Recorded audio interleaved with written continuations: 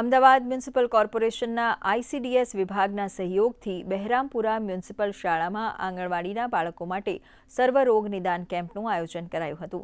ICDS વિભાગ અને શ્રી કૃષ્ણ સદા સહાયતે સેવા ટ્રસ્ટના સંયુક્ત ઉપક્રમે કેમ્પનું ઉદ્ઘાટન ડેપ્યુટી મેયર અંજનાબેન શાહ દ્વારા કરાયું હતું। તેમજ બાળકોને પ્રથમ સ્વર્ણપ્રાશનના 2 ટીપા પીવડાવાયા હતા અને બાળ રસાયણ ચૂર્ણ આપવામાં આવ્યું હતું। આ કાર્યક્રમનો મુખ્ય ઉદ્દેશ્ય બાળકોની રોગ પ્રતિકારક શક્તિ વધારવા તેમજ મનોબળ મજબૂત બને અને બાળક કુપોષિત ન રહે તે માટેનો છે।